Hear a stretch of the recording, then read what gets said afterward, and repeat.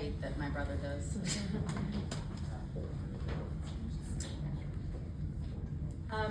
First, I want to thank ALBA for putting this together to honor my dad. None of us knew it was going to be the last year of his life, but seeing him honored by the organization in 2023 and the establishment of a fund in his name was really meaningful to him and to all of us. Thank you to Mark and Dennis and Sebastian for this and for your support and for everything in the last 6 months. Thank you to Neil and Gladys and the Puffin Foundation, Taya and Sarah and everyone who speaks today. Thank you to Shantha Sussman. Thank you to Adam, who's holding down the fort with my kids, Jason and Ryan, back in Los Angeles. I certainly wish that they were here, but also I'm grateful. And thank you to my mom and my brother, and of course to my dad. My dad liked to quote his grandfather. He used to say, "If it weren't for me, none of you would be here."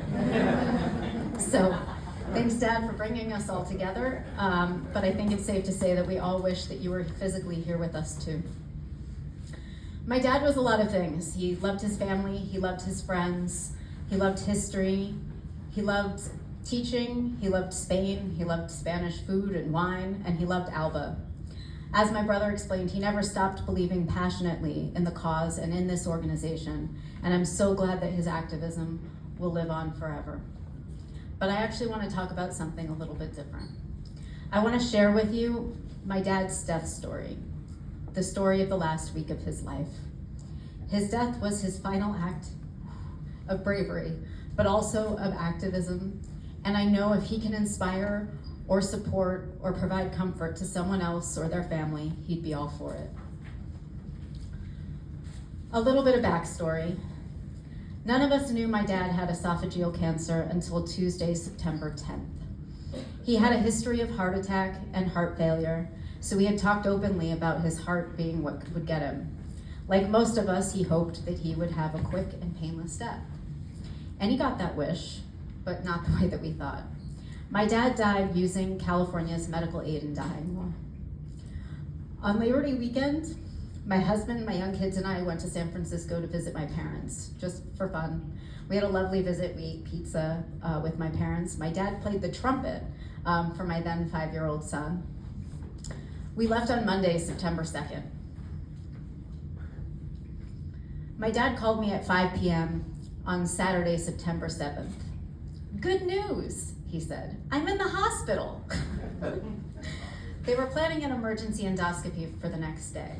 I drove up that night and went with my mom to see my dad in the morning. It was Sunday, September 8th, their 52nd anniversary. When I got there, my dad knew every staff member's name. And I do mean every staff member. Every nurse, every doctor, all the janitors, anyone who had walked in his room. He also knew all of their personal history, and most importantly, if they planned to vote or not. He had a strategy of how he was going to work on the nurse who told him she didn't care who won the election. 2 days later, these nurses cried with us when they saw my dad's diagnosis. They were heartbroken with us and gave all 3 of us hugs. Not deterred, my dad still asked them to make sure to vote. In fact, he even tried a little guilt trip. "I won't be here to see it, but you have to vote. It's really important." He was clear with his diagnosis of stage 4 esophageal cancer that had metastasized in his liver. No feeding tube and no chemo. He said he was thinking maybe he would just stop eating completely and make the decision to die that way. At that point, I told him he should consider using California's End-of-Life Option Act, which is medical aid in dying. I would be remiss if I didn't give you some information about medical aid in dying, a la Peter Carroll. There are 10 states and Washington, D.C. that currently have medical aid in dying laws. New Jersey is one of those states, New York is not. The idea with medical aid in dying, death with dignity, is that if someone has a terminal diagnosis in which they are not expected to live for some length of time, in California it's 6 months, there's a process by which someone who has capacity and the strength to do so can request a medication that helps the body die at the time the person feels is best for him or her. My dad came home on hospice care on Wednesday, September 12th, And when I say he came home on hospice care, don't you think and he let anybody help him walk into the house. He walked from the ambulance into the house. He still looked and sounded more or less fine, but he wasn't able to keep down more than about 750 calories of clear liquid. My brother came from London on Thursday, September 13th. During those days between the 13th and the 16th, my dad read us an unpublished manuscript. He shared stories we hadn't heard before. He turned off all the lights as he walked around the house, joking that he wasn't going to have to pay the electric bill anymore, but he didn't want it to be too high. He cleared off his desk, assigned books to different people and to ALBA, packed up his stuff, gave us all tasks. As my brother said, we watched the Yankees game as he lamented he wouldn't know if they won the World Series, and he wouldn't know who won the election. I wish I could tell him he didn't miss anything good, and thank goodness he hasn't had to see how those two events ended. One evening, he told me he wanted to send a note to his cardiologist. I told him to dictate it, and I would send it for him. Dear Dr. Felix, I'm writing now to tell you I can no longer be a patron of yours. You're the best physician I ever worked with at KP. You are always responsive and respectful. Thank you. Keep it up. He was grateful that this wonderful doctor had given him an extra 20 plus years. He wasn't in pain somehow, and he didn't have to take any medications at all, but we had a 24/7 caregiver just in case. And my dad asked each of their life stories and their interests. He sent each one home with books on topics he thought that they would like. And actually, there was one caregiver who he didn't like, but he told us not to tell anyone because the guy had 2 young kids and he was worried that the guy would lose his job. He just grinned his way through that shift and then gave him a book at the end. We all laughed and cried in those days, my mom, my dad, my brother, and me, in our parents' house of 50 years, just days after their 52nd anniversary.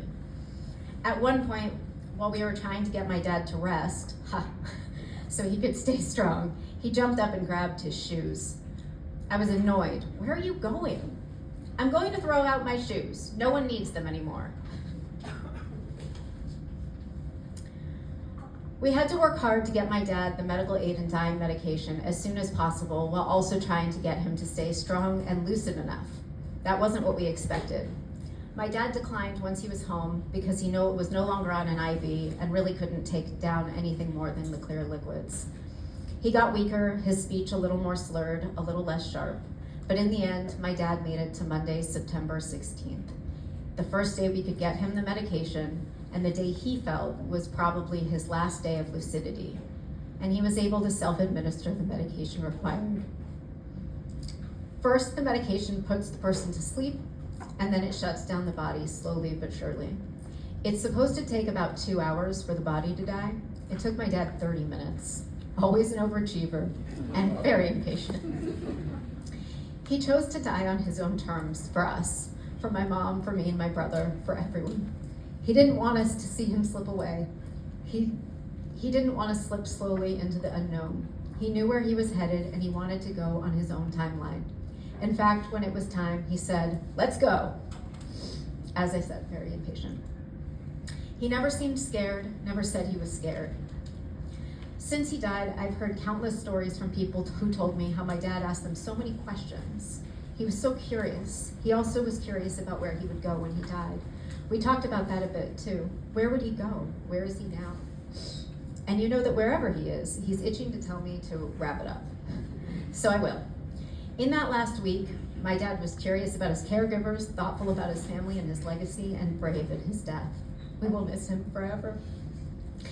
Now call your legislators and get them to pass medical aid and dying rights. Thank you.